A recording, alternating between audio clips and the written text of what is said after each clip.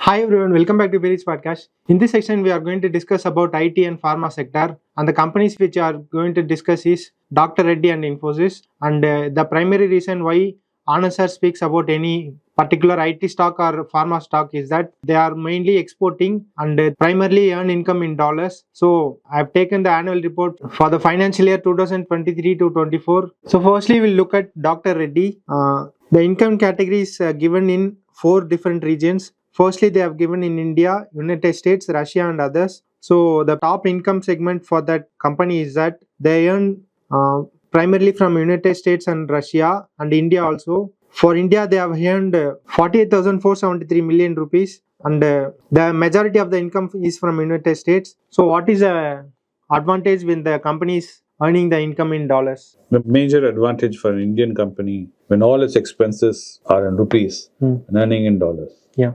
So all the cost for the company is in rupees. Right? The factory workers, buying ingredients, everything is in rupees. But when they get paid in dollars. Okay.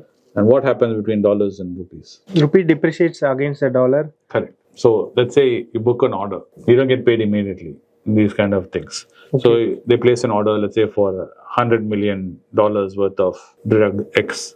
Dr. Reddy makes it, puts it on the ship, sends it there. It's received there, inspected, and goes. Once it's approved, then the payment will be processed, the invoice, and the payment is released. Let's say when they place the order, rupee was at 81. By the time the payment comes, it is moved to 81.5 or 82. Even 20 paise, 30 paise increase. Correct. Also. So you multiply it out and see. They just get more money. Yeah. Right. So it's two-edged sword for them because one, they get more money. So that means they can give discounts if they want. Because they can price it against competition locally in the US cheaper than the competitors. Simple reason is because they know by the time the money comes, they can offer the 20 paise discount. Yeah. So things like this is up for grabs for a company like Dr. Reddy. And as an investor, at times when there's volatility in the market, when interest rate cycles are happening and the Indian rupee is becoming weaker, you make more revenue. And when Indian FIIs are selling and the market is down, you do not know what to do. Yeah. Right? Indian market is saying recession and Indian companies are going to find it very difficult as a K-shaped recovery. All this they're saying is very confusing for you. You have got a company here where Indian domestic affairs doesn't make a footprint on it because most of its revenue is coming from outside India. Yeah.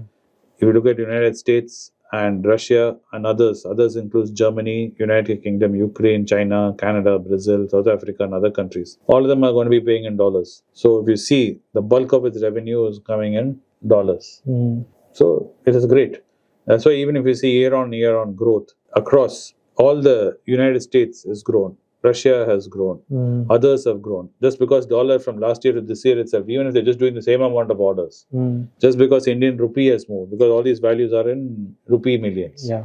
So if you look at it, that even if they're just selling the same amount from one year to the next, the revenues have gone up, but the Indian revenues actually gone down. So this is a great thing. Of course, another thing which gives you a great insight into, we always wonder, is our relationship with US important? If it's not important, how does it work? Because Russia is now in the mix, the BRICS and all that news you read. But at the end of the day, you look at this. United States is our biggest customer for Dr. Reddy. Right? That's why India and US need each other. US needs these cheap medicines for their population.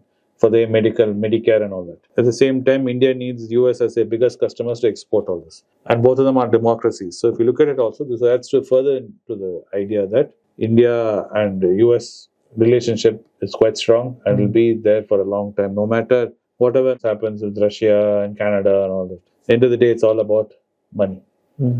Even the Russian growth has been very small. If you see Russia's contribution to Dr. Reddy, it's not even 1/5, not even 1/6. Yeah. It's smaller than 1/6. So the size of Russian population. So taking all that into consideration, Dr. Reddy is in great shape. And before we look into Infosys revenue segment, I have few queries regarding this. We see constant news regarding US FDA that they will inspect pharma companies in general and they will give some regulations to be followed. And whenever the US FDA conducts the inspection, the stock price will fall. So why does that US FDA constantly conducts the inspection? No, that's good. No, if FDA is conducting investigation, it gives green light. It's good for Dr. Reddy because worldwide the US FDA is considered gold standard. Okay. So all other customers you can say, see, FDA is approved. FDA inspects our factories. Whatever So it's they not say, a bad thing. it's not a bad thing. And those gives you opportunity as value investors. When you see these opportunities, some FIs might get scared and might exit. So what then gives you an opportunity to step in. So this FDA thing is actually boon for value investors, as long as you know what you're doing. It's not true for all companies. Okay. Dr. Reddy, yes. Natco, yes. Some small unknown pharma company gets an FDA letter. You have to be careful because you do not know what you're doing. If you're an investor sitting in the US and you're investing in India, it's so far away you can't see. So you get nervous, you'll sell. Yeah. Right? Like how we are investing in an American company sitting here. If it's a big brand, we don't care. If some small unknown brand which is just in one state like Wyoming or something, then you'll be very scared if some information comes. Okay. So that's what you should pay attention to. And looking at Infosys revenue segment, Indian portion is negligible. We can ignore that also. Yeah, you can ignore it. Even if Indian revenue becomes zero, it doesn't really impact. Still, they would have grown phenomenally year on year. And here also you can see they didn't give in US, but they gave all as North America and continent base they have given. North America is US for them. Okay, because they want to make it sound like they're having a bigger presence. As an investor, you see, North America, there's Canada, Mexico. They've given it cleverly. Yes. North America, Europe, and rest of the world. Correct. So, and they don't want to give too much information to their competitors where they are present because each IT company is fighting the other one trying to, like we saw Wipro and Cognizant getting ugly. Same way, you don't want to give too much information. So, yes, Europe, you know that all that money is in dollars. You know America, it's all in dollars. So, it makes sense. And the Indian revenue has grown only by 20 crores, while all others have grown considerably. Correct. Yeah, so that's why it's important that you pay attention to their orders which are coming in the news. When you see some news which is coming about Infosys, about an American order, new order or something, it all contributes to this. So here also this is true. They place an order, they don't get paid immediately. The payment cycles, the way they run, the later the payment comes, the better it is for Infosys and any software company. Because more revenue they're making. And all their payments are made in rupees. Of course, in the case of Infosys, it's slightly different because some of the people, they're placing them in the client's office in the US. So there it is different. It is not like a pharma where you're selling a product. Here it is selling services. So it can be slightly different. And there, maybe in IT company, you should dive down a little deeper and see revenue expenses also. Outside India expenses, how much salary are they paying for outside India? Because all that will be eating into their revenue. Okay. So there, I would suggest in IT companies, you study the profit loss a little more closely and the revenue cash flows a little closely to see how much revenue is actually coming and how much payments are being made there locally and what is actually the profitability of all these things. Because this is just revenue, I think, what you've shared with me, right? Yeah, this is just revenue. Revenue is the amount of money which is coming in. We still do not know what are all the expenses going out. And that you should see region-wise if they're willing to share that information. I do not know. We'll have to look in the balance sheet and see. So I hope that this video was informative.